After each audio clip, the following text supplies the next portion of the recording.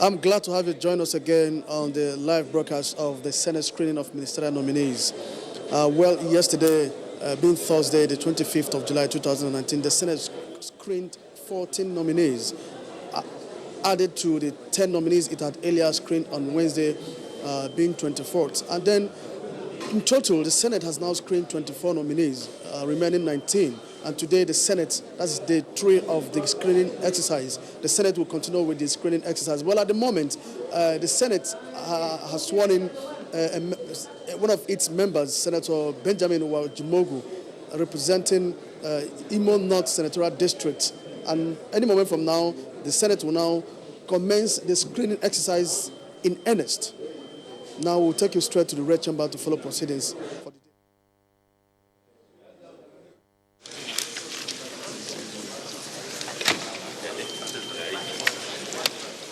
Fine, sir. How are you? Thanks.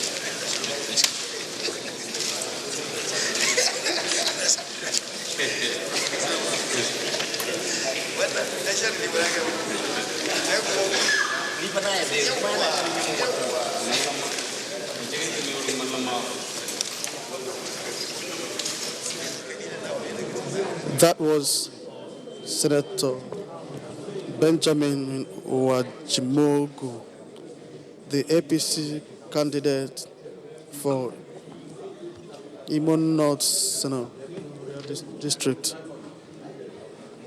He has been sworn in. Now he's taking the handshake. Well, he was also a member of the 8th Senate.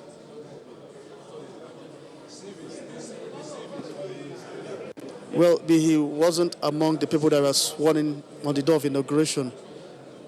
But then the court has directed that he should be sworn in, and in compliance with that court order, the Senate today has sworn him in.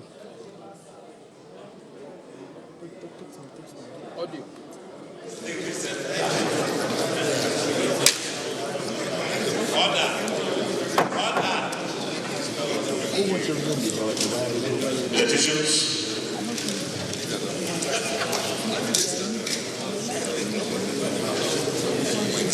Leader of the Senate.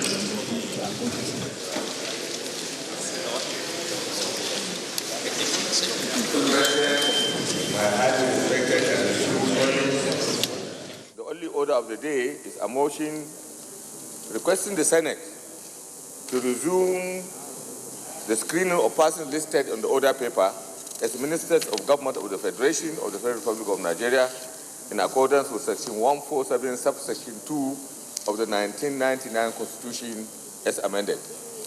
Mr. President, distinguished senators will recall that so far the Senate has concluded screening of 24 nominees for ministerial appointment. The Senate will now resume the screening of the remaining nominees. Mr. President, distinguished senators, In order to carry out this exercise in conformity with our Standing Order 17, that is floor privileges, I will move two motions. First, I move that the Senate do resolve into the Committee of the Whole to conduct the confirmation process. I so move, Mr. President. Minority Leader. Thank you, Mr. President. I second the motion moved by the Majority Leader that we do resolve into a Committee of the Whole to continue the confirmation hearings. Distinguished Senators, those in support of the motion say aye. Those against say nay. The ayes have it.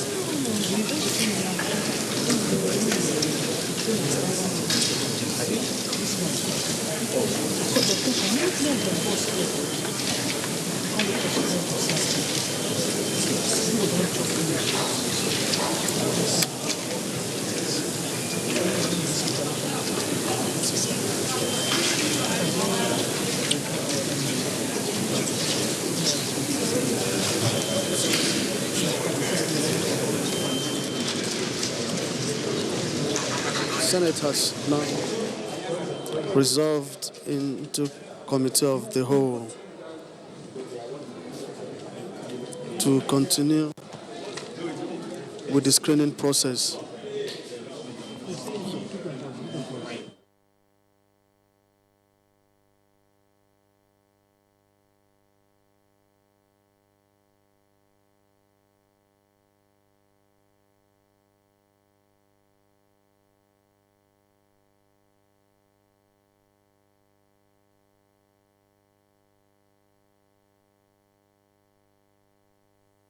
Distinguished colleagues, Leader of the Senate.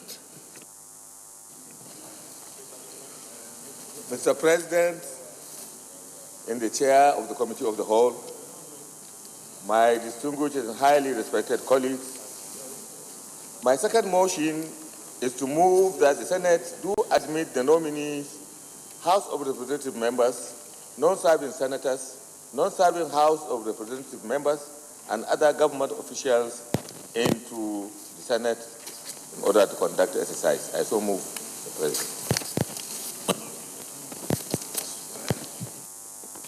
I so second.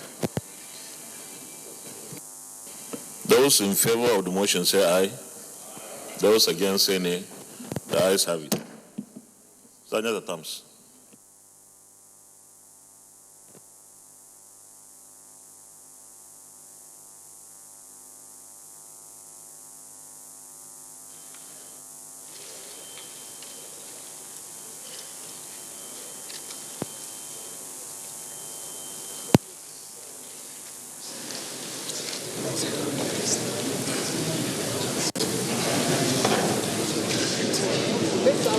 From the whole.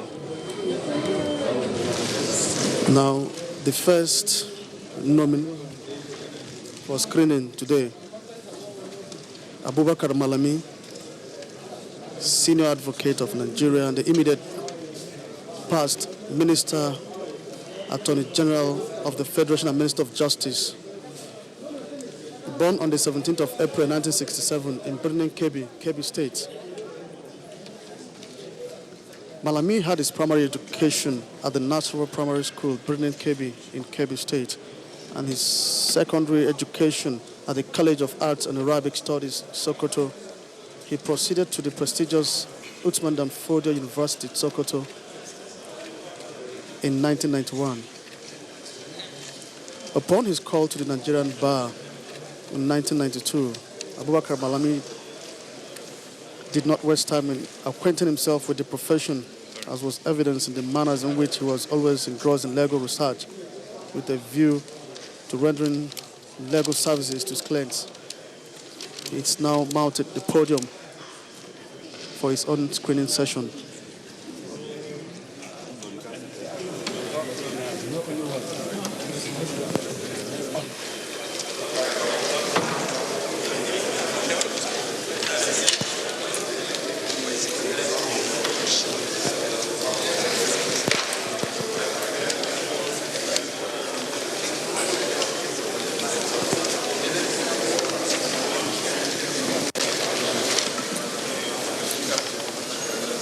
Distinguished colleagues,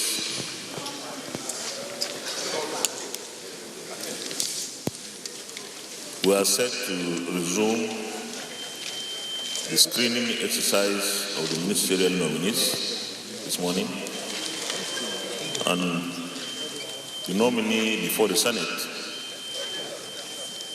is the immediate past Attorney General of the Federation, Abubakar Malami, and is from Kebbi, the nominee for Kebbi State. On behalf of my colleagues, you are welcome to the Senate chamber. And I also want to welcome our colleagues from the House of Representatives who have accompanied you and all the other members of the delegation into the chamber. We already have copies of your CV. Nevertheless, you can choose to highlight anything that you think needs to be particularly noted for the purpose of this screening exercise. And would you have something that is omitted but is of relevance and importance for this exercise, you may highlight as well. So once again, you are welcome, and you can address the Senate. The Senate President and the Chairman, National Assembly, Senator Ahmed Lawan, the Deputy Senate President, Senator Obi Omo Agege, the Senate Leader, Senator Dr. Yahya Abdullahi Mallamawan Kebi, the Senate Minority Leader, Senator Abaribe, distinguished principal officers of the Senate, distinguished senators. Allow me, Mr. President, to specifically recognize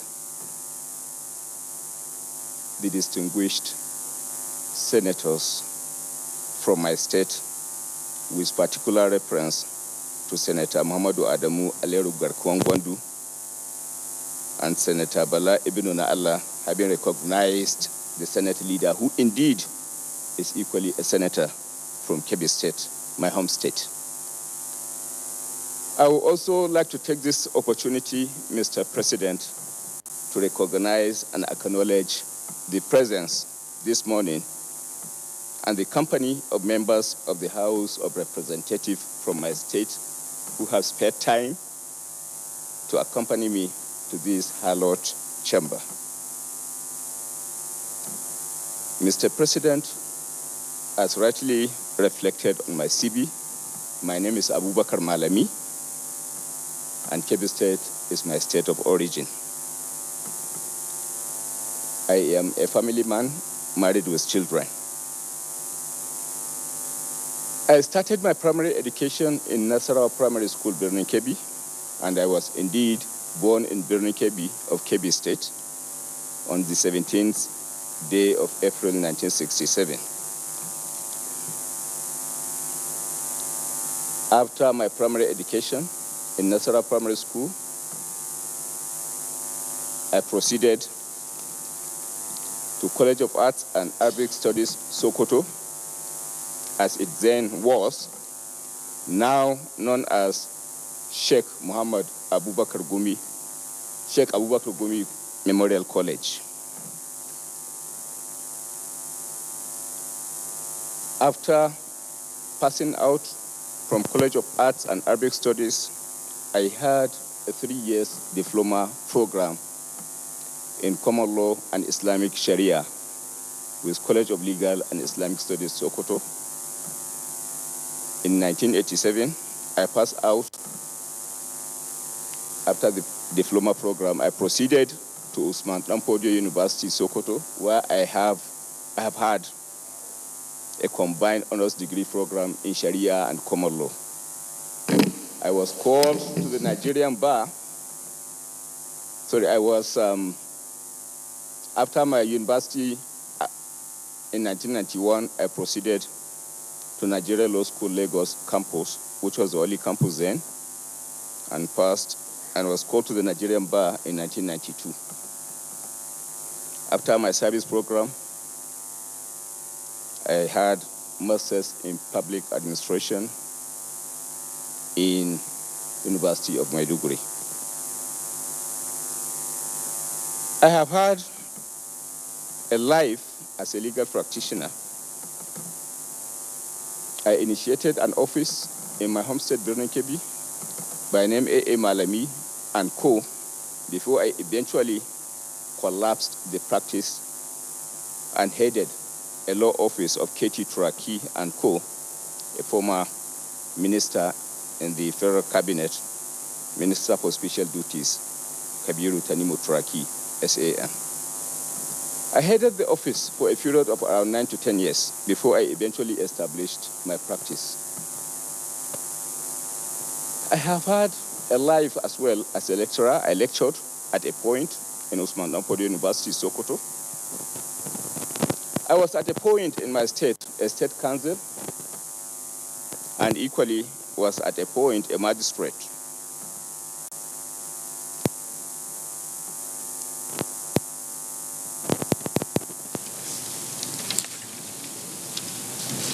I held a lot of positions of responsibilities and political engagements in life.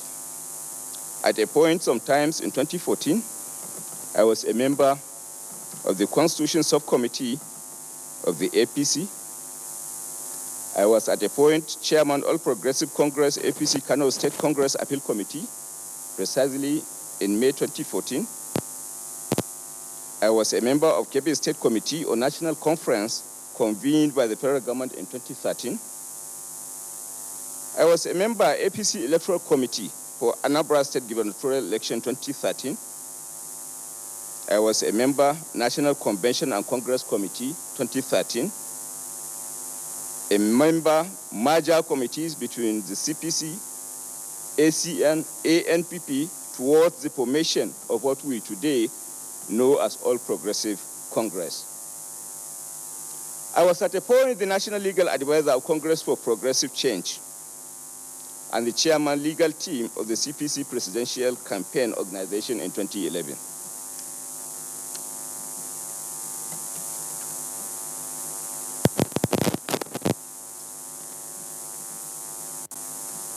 Mr. President, sir, I was equally a member of Transition Committee, a committee that was set in place to superintend the transition in 2015 from the former administration upon the winning of election by President Muhammadu Buhari. I was eventually magnanimously appointed a minister of the Federal Republic of Nigeria in the capacity of Attorney General of the Federation and Minister for Justice by President Muhammadu Buhari. And I'm happy to state that we have recorded some modest achievements during my tenure as the Attorney General of the Federation. The achievements were multifaceted, among which, from the legislative perspectives, we have succeeded in presenting some modest legislations that were targeted at shaping the anti-corruption fight of President Muhammadu Buhari. Among the legislations of note that has direct bearing to the fight against corruption were Money Laundering Prevention and Prohibition Bill 2017, Anti-Terrorism Prevention and Prohibition Bill 2017, National Financial Intelligence Bill 2017, Proceeds of Crime Bill 2017, Public Interest Disclosure and Witness Protection Bill 2017, the Mutual Legal Assistance in Criminal Matters Bill 2017. And I am happy to state that arising from the passage of some of this bill, Nigeria, that was at a point being considered for for dismissal from participation in Egmont Group, was indeed restored as a full-fledged member. The implication of participation of Nigeria as a member of Egmont Group is the ability of Nigeria as a country to share intelligence as it relates to illicit financial cash flow, among others. I am equally of the view that we have recorded some successes in terms of policy formulations. Before the coming in place of the administration of President Muhammadu Buhari, we have had cases, particularly criminal cases associated with corruption, that had been on for over a period of 10 years without meaningful progress. And then arising from desire to ensure speedy determination of these cases, I came up with Executive Order number 6 that was eventually signed by the President, and arising from that development, cases particularly that have corruption undertones have recorded tremendous speedy dispensation. Modest convictions were as a result recorded. It was those type of policies eventually that saw us being reconsidered for membership of the Egmont Group among others. We have had in place a whistleblowing policy that translated into greater success associated with the recovery of looted assets. We have taken steps to ensure that not only policies were formulated, but they were indeed effectively enforced. Among the policies that were in place that we have succeeded in enforcing was the TSA, Single Treasury Account,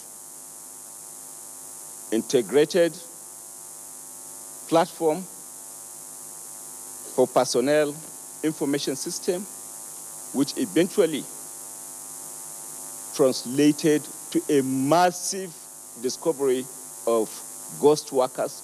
Over 23,000 ghost workers were taken out of the payroll of the federal government, arising from the IPPIS policy that was put in place.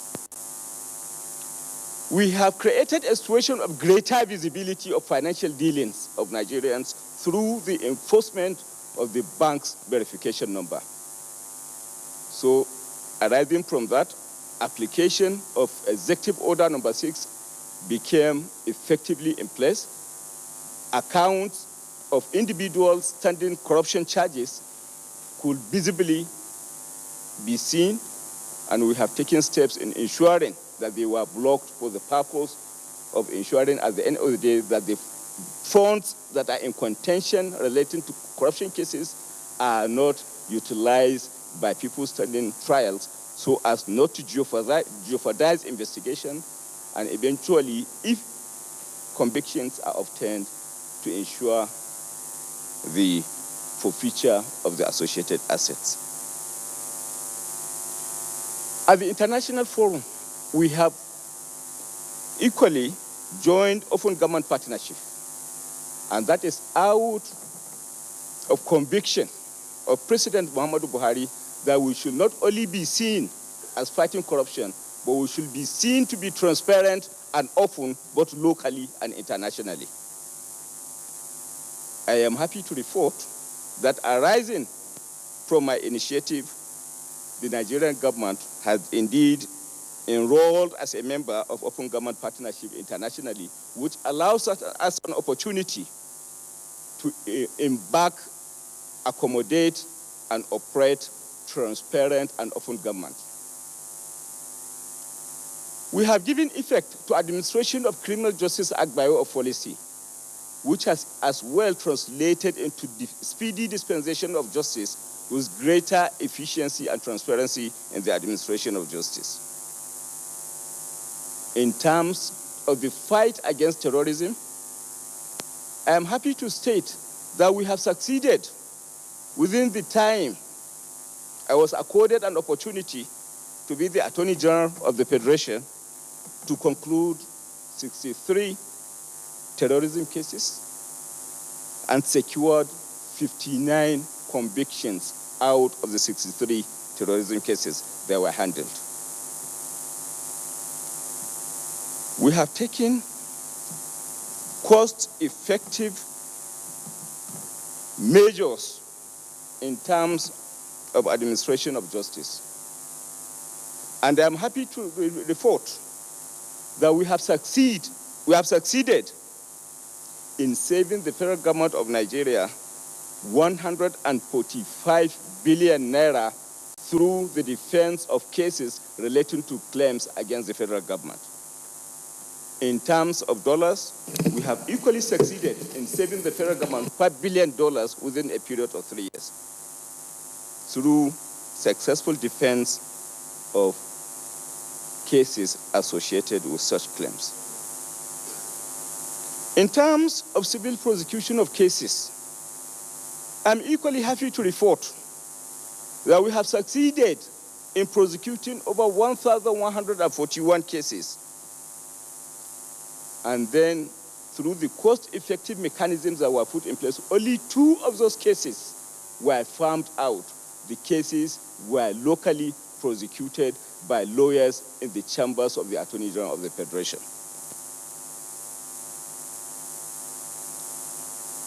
Your Excellency, the President, in terms of criminal cases as well, we have succeeded over the period of 3 to 4 years in prosecuting over 12,412 cases. In 2015, for example, we prosecuted and handled 2,617 cases. In 2016, 2,933 cases. In 2017, 108. In addition, cases that were concluded through other processes.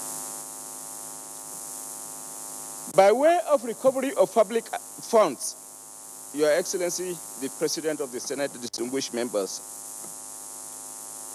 I am happy to report as well that during the modest period I served as the Attorney General of the Federation and Minister for Justice, we increased the balance in the federal government of Nigeria recovery accounts from 19 billion as it was as at the time we came into office, which was as at 29th May 2015, from 19 billion to 279 billion 389 million as at 22nd November 2018.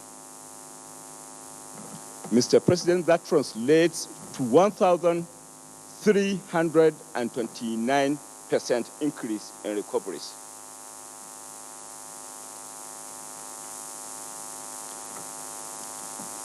Mr. President, the Federal Ministry of Justice exclusively recovered $779,495,900 out of this amount. And indeed, in Naira, we recovered 59,163 million within the period under review. Let me state, Mr. President, that the successes that I feel we have recorded over time when I served as the Attorney General of the Federation were mainly and substantially on account of what I considered, I understood to be the basis and foundation for progress as far as this nation is concerned, which indeed was collaboration. Arising from the collaboration of the executive and indeed the legislature, we have succeeded in bringing about legislation that had direct bearing in whatever policy is put in place by the federal government. So in essence, I come to understand, Your Excellency, arising from that development, that no meaningful contribution, no meaningful success can be achieved without integration, without collaboration, and without working together. Your Excellency, if given an opportunity further to serve this nation in whatever capacity, I want to place it on record that it is my desire and intention to operate within the context of integration, within the context and spirit of Section 15 of the Constitution of the Federal Republic of Nigeria, which establishes the desire and need for integration. Within the context of Section 15, which establishes the need for collective action as far as the fight against corruption is concerned. But one thing I come to realize, Your Excellency, the President of the Senate, distinguished members, is the fact that the Office of the Attorney General has exclusive responsibility of upholding the public as against individual interest. Upholding the public interest, and in so doing, embedding it, flavoring it with the interest of justice, and indeed ensure at the end of the day that no abuse is allowed to set in. It is not an office that is exclusively targeted at serving an individual interest, but collective interest. So in so doing, Mr. President, what is expected of the Office of the Attorney General arising from my appreciation is indeed upholding the public interest, particularly when it comes in conflict with an individual interest. The public interest, the interest of 180 million of Nigerians as against the interest of a single individual. And whatever decision, whatever opinion I have developed over time, arising from the role I played as the Attorney General of the Federation, Your Excellency, was indeed rooted in that singular appreciation. I am happy to report, Mr. President, that I have developed over 1,002 legal opinions at a time when I served as the Attorney General of the Federation. And my major consideration as a driving force relating to those opinions is the public interest and the interest of 180 Nigerians. And I was in no way, Your Excellency, the President, carried away by sentiments relating to self-serving or individual interest, but the public interest. I rest my case as far as limited antecedents associated with my person are concerned, Mr. President. Thank you very much. Senator Michael Opeyemi Bamidele. Thank you, Mr. President, sitting as chair. Distinguished colleagues and Mr. Nominee, I am Michael Opeyemi Bamidele. I represent Ekiti Central.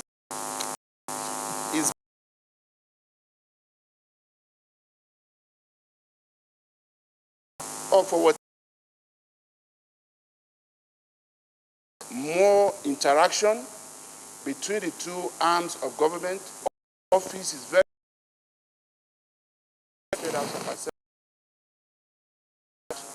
as an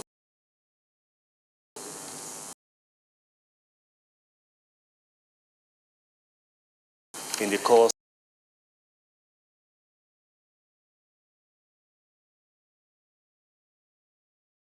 you will very 36 economy.